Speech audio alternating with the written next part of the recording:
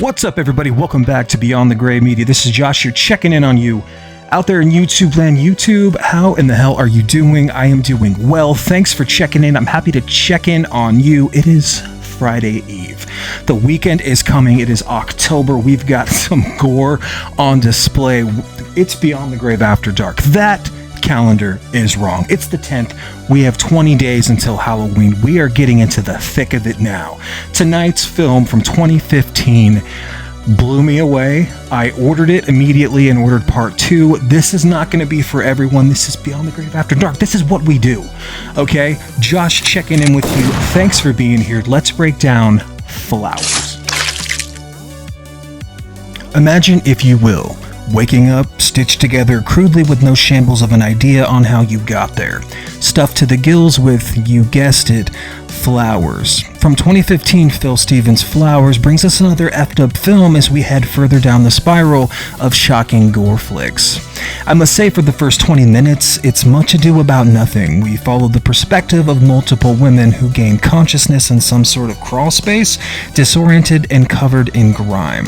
From the looks of things, they've had a rough go of the last few hours, and it's not fixing to get much better. Also occupying said crawl space is a healthy amount of bodies in various forms of decay. We're kind of left to pick up the pieces as the characters make the long crawl in hopes for freedom. Plenty of flashbacks give us answers as to what took place for them to end up in such a precarious space. None of it cute or user-friendly. Used, abused, and confused, we follow them first from crawl space to a mangled and greasy bathroom, and we really take assessment of injuries and Polaroids to piece some of the various clues together, as well as VHS footage.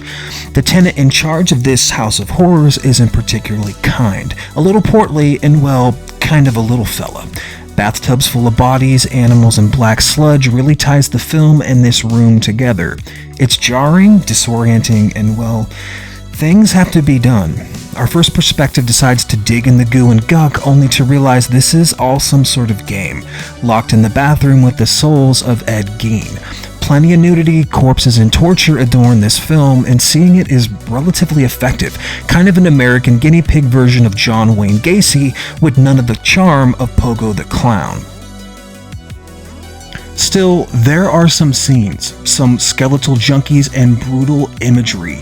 Skeletons with bouquets of flowers is bizarre and well shot. I thought I was going to be over this movie within the first 15 minutes.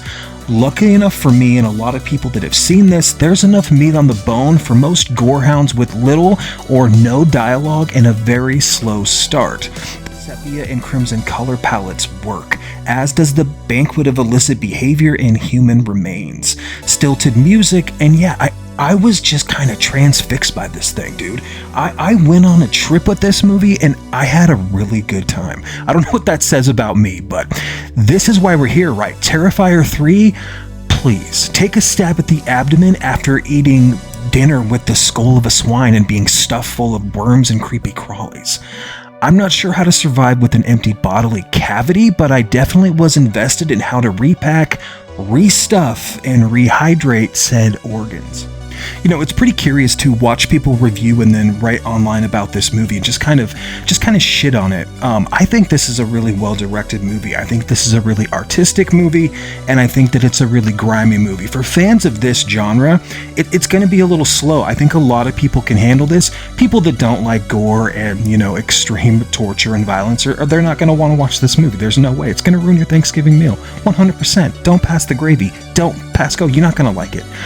I found this thing to be like quite the ride. No dialogue, great music, just tunnel vision, man, straight down Gore Street. And you know, knowing there's a part 2, I ordered these off of his website for $10. 2 Blu-rays on the way in like 4 days. That was a score, dude. That's something you pick up any day of the week if you're into this kind of stuff. If you're not, you're gonna hate it. There's no point in even watching this. If you don't like toe tag or unearthed films or things of that genre, yeah, you're gonna. I really liked it. I mean, I've seen a lot worse. I actually thought this was actually like really good to look at, I'm so stupid, dude. I had a great time though. This is my kind of movie, man. I thought it was dude, the colors, the palettes, the crimson. There's an uncut version on YouTube that's in black and white because they pulled his color release down. But if you just go to fedupmovies.com, you can definitely watch it uncut in color. The reds and the color, I mean, I'm telling you, in that bathroom, dude, I was there. This is a trip, man. Folks, that's it. Just wanted to quickly check in with you and give you kind of just a soft recommendation on Flowers. If you want to see more from me, you know what to do. Like, comment, subscribe, talk some shit down there.